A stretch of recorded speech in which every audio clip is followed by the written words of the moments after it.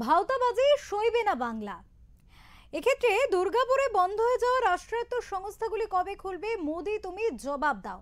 হ্যাঁ, এমনই পোস্টার পড়েছে দুর্গাপুরে এবং স্বাভাবিকভাবেই যথেষ্ট চাঞ্চল্য ছড়িয়েছে এই ঘটনাকে কেন্দ্র করে, কারণ আজ দুর্গাপুরে প্রধানমন্ত্রী নরেন্দ্র মোদীর সভা করবেন এবং বহু জল্পনার অবসান কাটিয়ে অবশেষে বঙ্গ সফরে আসতে চলা প্রধানমন্ত্রীর সভার ঠিক আগে সভাস্থলের সামনেই মোদির বিরুদ্ধে বড় বড় ব্যানারে লেখা আছে, ভাওতাবাজি সইবে না বাংলা। দুর্গাপুরে বন্ধ হয়ে যাওয়া রাষ্ট্রায়ত্ত সংস্থাগুলি কবে খুলবে, মোদি তুমি জবাব দাও।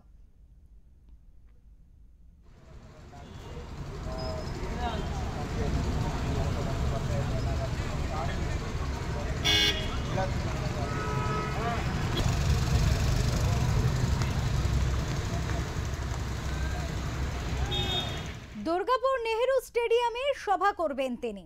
পাশাপাশি 5,400 কোটি টাকার প্রকল্পের শিলান্যাস এবং ভিত্তিপ্রস্তরও করার কথা রয়েছে। এছাড়াও গান্ধী মোড় থেকে রোড শো করার কথা রয়েছে প্রধানমন্ত্রীর।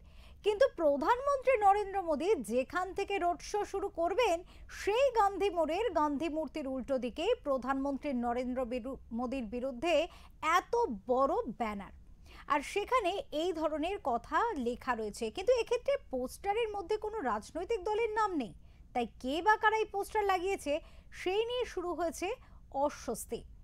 পোস্টার কার্যত অস্বস্তিতেও ফেলেছে ভারতীয় জনতা পার্টিকে। এহেন পোস্টারে রাজনৈতিক মহলে শুরু হয়েছে জোর জল্পনা।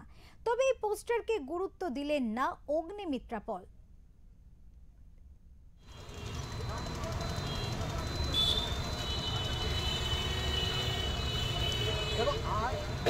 কয়েক ঘন্টা বাকি দুর্গাপুর।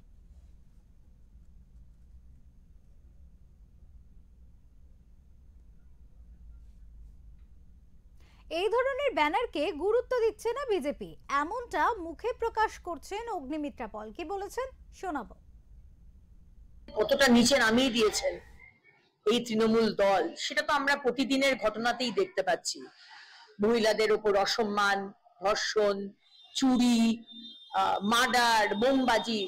এই দলটা কিসের জন্য, কিসের প্রতীক, সেটা বাংলার মানুষ বুঝে গেছে। মাননীয় প্রধানমন্ত্রীর তো খেদে কোনো কাজ নেই যে ওই মোড়ের মাথায় হোর্ডিংটার দিকে উনি তাকাবেন। আর বাংলার মানুষ, যারা সাধারণ মানুষ দাঁড়িয়ে আছেন সকাল থেকে মোদিজিকে অভ্যর্থনা জানাবার জন্য, তারাও জানেন যে তাদের হৃদয়ে মোদিজি আছেন।